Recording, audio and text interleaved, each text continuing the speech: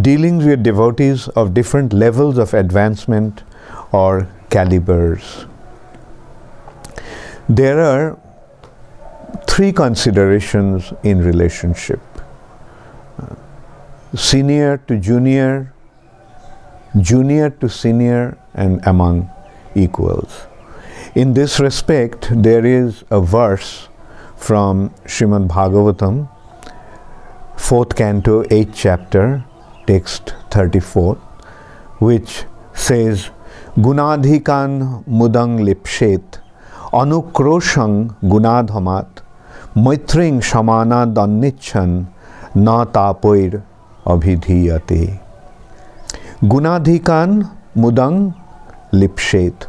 Gunadhikans, those who are more qualified, those who are more advanced, then the attitude towards them will be that we want to associate with them. We want to receive the mercy from them. And anukroshan gunadhamat, those who are adhamat, guna adhamat, those who are less qualified or less advanced, towards them there should be compassion and mercy. And maitring shamanad, among the equals, samanad, there should be maitri or friendship. If one does that, then na tapoir abhidhiyate, then there won't be any distress of materialistic existence. So actually, these kind of relationships are possible only among devotees. This also has been very wonderfully explained in the 11th canto, when Nimi, Maharaj Nimi, was having a discussion with the Navajogendras. He actually pointed out, Navajogendras pointed out to him that all the relationships in the Vaishnava community are based on Krishna. Like, devotee has natural love for Krishna, and as a result of that, that love is actually reflected in these three relationships in three ways. In the form of Shraddha rises from the junior to the senior, and compassion flows from senior to junior. Sneha, or compassion or affection, flows from senior to junior. And among the equals there is maitri. Ishvare tadodhineshu balisheshu disassucha prema maitri kripa upekha ja karoti sa madhyama. This is actually the symptom of a madhyamadhikari Vaishnava. He has love for Krishna, prem for Krishna. Among the devotees, among Krishna's devotees, with Krishna's devotees, he has maitri, he has friendship. Kripa, towards the innocent, he has his kripa or mercy. And towards the non-devotees, those who are offensive to Krishna, upeksha, neglect, disregard. So the relationships are actually based on, Vaishnava relationships are always based on the basis of Krishna. And in this respect, we can see that how the junior should treat a senior. Like an example, a beautiful example is from Srimad Bhagavatam, 3rd canto, 4th chapter, when Vidura met Uddhava, and the Vidura wanted to take the advice or guidance or Krishna conscious instructions from Uddhava, because Uddhava met Krishna and Uddhava received personal instructions, and he was so intimate, so devoted to Krishna, that he naturally wanted to get instructed by Uddhava. But Uddhava said, no, no, no. Like actually, Maitreya Rishi has been instructed by Krishna to instruct you. So here Uddhava's attitude was that you are senior to me, you are superior to me, how can I guide you, how can I advise you? Rather, I will rather advise you to approach a more senior devotee who can guide you, and that is Maitreya Rishi. By age and by seniority and by advancement, he is much more superior. Srila Prabhupada very emphatically pointed out that among devotees there should be friendship. Just as that verse mentioned, Prema, Maitri, Kripa, Upekha. Maitri, or friendship, is among those who are equal. Among devotees there is friendship. And in that respect, we should always remember that Prabhupada wanted us to cooperate. He most emphatically, he actually gave that instruction. He even went to the extent of telling that your love for me will be shown by how you cooperate with each other. And Prabhupada emphatically told his disciples.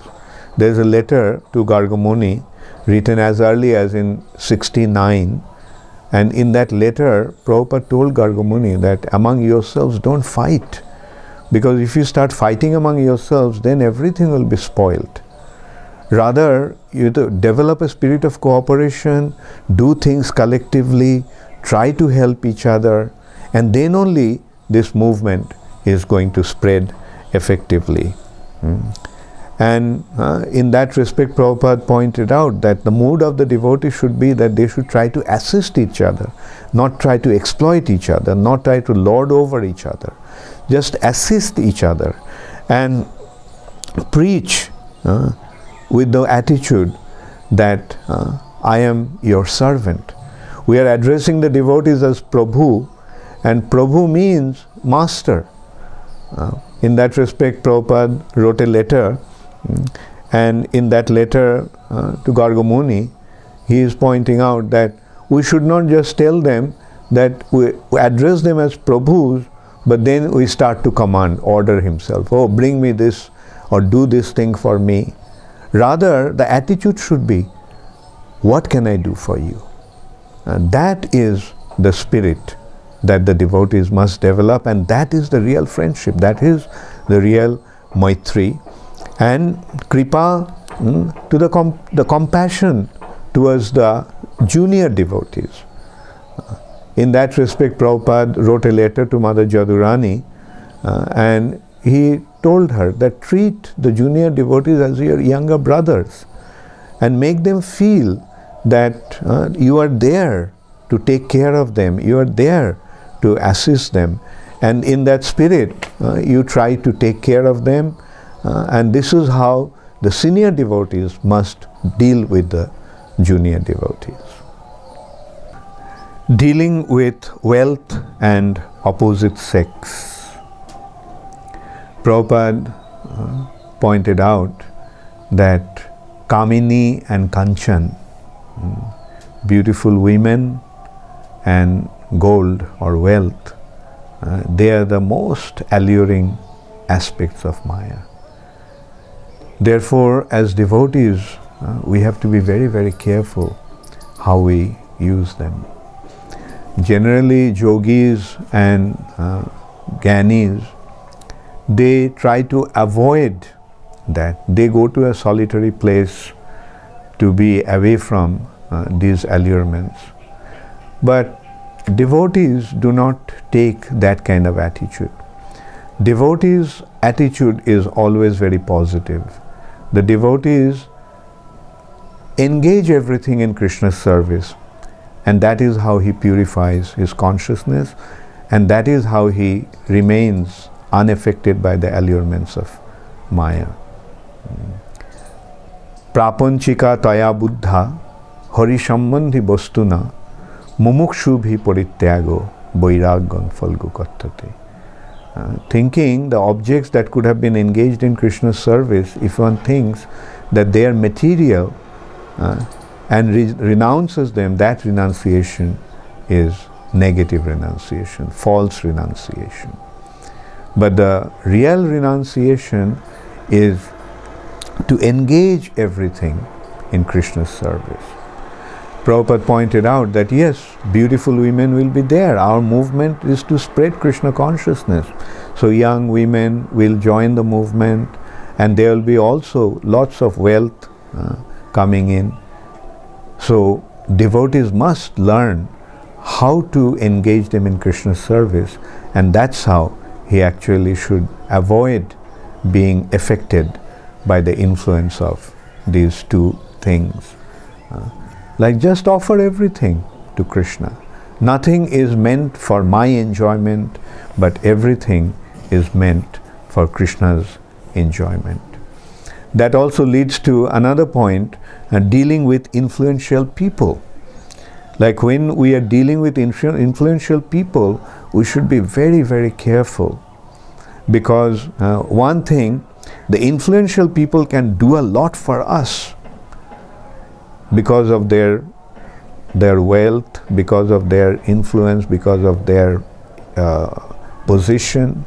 They can help, and we need to take their help. But we have to be very, very careful that they do not get upset. When Brahmananda Swami, he was not a Swami at that time, Brahmananda Prabhu was dealing with Macmillan to print Bhagavad Gita, and when he informed that to Srila Prabhupada, Prabhupada warned him that deal with them very carefully. That is, Prabhupada meant that we need their help, so take their help properly and don't disappoint them so that they withdraw their help. And at the same time, when Shamsundar Prabhu got to know about, made acquaintance and friendship with George Harrison and John Lennon, and he was cultivating them, Prabhupada was very pleased, and he told them that cultivate them very carefully, treat them very nicely, so that they can be engaged in Krishna consciousness and spreading this movement all over the world. And George Harrison did. But at one point, Tamal Krishna Maharaj and Brahmananda Prabhu just wanted to, they actually printed a leaflet where they mentioned that Srila Prabhupada is instructing them, guiding them in the yoga of ecstasy. And when Srila Prabhupada got to know that, Srila Prabhupada warned them, don't do that, because I am not the guru of George Harrison in that sense. So dealing with people of other faith. Srila Prabhupada was very broad-minded. Srila Prabhupada wanted to deal with everybody. Srila Prabhupada did not want to make any discrimination as such. And that is the vision of a Mahabhagavat. And in that respect, Nanda Kumar Prabhu mentions about his experience, one of his experiences. Srila Prabhupada was in London at that time, and Nanda Kumar Prabhu happened to just meet one elderly nun, Christian nun. And so he just said Hare Krishna to her, and she also responded by saying Hare Krishna. And that impressed Nanda Kumar Prabhu very much. So he started to talk to her, and he mentioned to her that my spiritual master is here, and would you like to meet him? And she was immediately, she responded in a receptive way. And so Nanda Kumar Prabhu brought her to Srila Prabhupada. And Prabhupada also, when he told Prabhupada that he met such and such nun, and the nun was showing interest to meet with him, so Prabhupada was very excited. He says, please bring her in. And then this nun came in with Nanda Kumar Prabhu. Nanda Kumar Prabhu offered obeisances, and this nun also offered obeisances to Srila Prabhupada. And that actually showed that how receptive and broad-minded that nun also was. And then Prabhupada started to preach to her, meaning started to tell her about our understanding, Krishna conscious understanding. And she was agreeing, saying, yes, Jesus also said that. But whatever Prabhupada would say, she would say, Jesus also said that.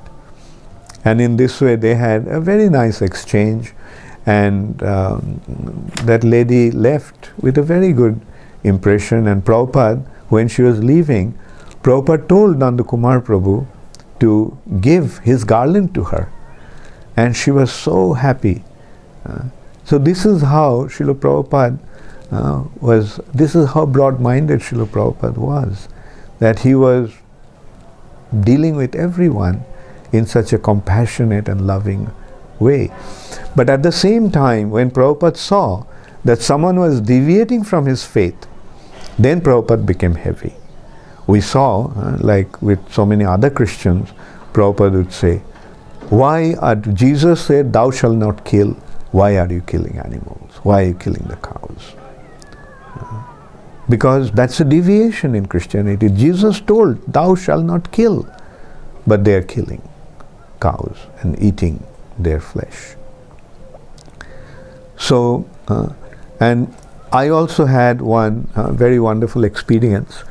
Like Prabhupada was giving a program in Cross Maidan in Bombay, and in the crowd, there was a huge crowd, 16,000 people assembled in that program. And Prabhupada noticed one Muslim gentleman, an Arab gentleman dressed in Arabic attire. So he became very distinct that he was a Muslim, he was an Arab. And Prabhupada sent one of his sannyasi disciples to bring him onto the stage. And Prabhupada made him sit next to him in a sofa. The sofas were there for the dignitaries, and Prabhupada made that gentleman sit there. And I was fanning Srila Prabhupada, standing behind him, and I saw what a beautiful exchange Prabhupada had with him. Prabhupada saw that that person had some beads in his hand. So he asked, oh, what do you do with the beads? And that gentleman said that, oh, I'll just fiddle around with the beads. Prabhupada said, no, no, these beads are actually meant to chant the holy name of the Lord and keep the count. And then Prabhupada pulled out his bead and showed it to him and said that, see, I also have one. And so this is how broad-minded Srila Prabhupada was in that big, big program where one of the most prominent spiritual leaders from the Hindu group is giving a program. Prabhupada invites this Muslim gentleman. And that gentleman happened to be the head of the police, the chief of the police of Kuwait. He came to Bombay for treatment, and just he went out for the first day out of the hospital, and he just goes to sees the program in the park, and he is invited by Srila Prabhupada. Dealings with karmi relatives and friends. Srila Prabhupada was very particular that that if the relatives are not totally unfavorable, we should deal with them in a nice way. Srila Prabhupada was very, very particular about that. And Prabhupada also told that if the relatives are negative, if the relatives are detrimental, then at least don't make them feel that way. Don't make them feel that they are that you are disagreeing with them. If you don't disagree, then remain silent. And Prabhupada wanted that we should maintain a respectful attitude towards the superiors, towards the parents especially, because after all they are our parents. And the Vedic culture is very particular about these considerations, the relationship between the junior to the senior. If someone is senior, then one must treat him with respect. That is the Vaishnava culture, that's the Vaishnava etiquette. And that is how the Vaishnavas will be able to conquer the hearts of everyone. The parents may be unfavorable at the beginning, maybe because of their lack of knowledge, but we should be careful that we overcome that misunderstanding and we develop a conducive and nice relationship with them, and try not to make them feel that you are in disagreement or you are not listening to their advice, just maintain a nice attitude, humble attitude, remain silent, remain respectful, but stick to your conviction. The ultimate consideration will be Maya or Krishna. So we should never succumb to Maya. We should never give up our Krishna consciousness. That is the most important consideration. Now, with that understanding, if we deal with our relatives, even if they are not favorable, but at least it won't lead to any major rift or conflict. Relationship with other temples and jatras. So, Prabhupada was also very, very concerned about these relationships. Prabhupada always wanted us that although there will be differences, like there will be different zones, there will be different temples and different projects, but we must recognize that they all are for the same purpose. They all are for pleasing Krishna and spreading Krishna consciousness movement all over the world. And that is actually the crux of the matter. And at the same time, we should have a very clear understanding among the devotees, especially the leading devotees. And in these respects, Prabhupada gave very clear instructions, like if one group of devotees go to another area to distribute books, the devotees should actually do that with prior permission of the local temples or local GBC. And when the devotees would go to those other areas, they should stay in the in the temple, and they should abide by the instructions of the temple president. So, meaning they should actually function as if they are a part of that temple. They shouldn't just come in and try to do things without consultation or as a separate entity. And then Prabhupada said that if the money is collected, that also should be shared. That also, what should be done with the money the agreement should be there with due consultation and understanding. And at the same time, Prabhupada also pointed out that if somebody comes, if sannyasis come to a certain zone and collects money, he should consider that that money actually should be given to the temple. Not that somebody comes, collects money from some area, and then he goes away taking that money. So these are the very, very clear instructions of Srila Prabhupada, and we can see that if that happens, then naturally a very conducive, amicable relationship will develop between different zones and between different temples. And if we don't do that, it may lead to some major conflict which will simply hurt our movement. We should always remember that our consideration is not some zonal development of some area only. Some zone may belong to me, but I belong to the institution of ISKCON. Therefore, the overall development of ISKCON should be our desired objective. Like, you can consider if the body, if one part of the body is flourishing and the other part of the body is diminishing, then the entire body will be affected by that. So we should be very careful about the overall health of the body. Similarly, in ISKCON, we should think about the overall development of the institution of ISKCON. If one area flourishes and if the other area suffers, then that is not going to be desirable.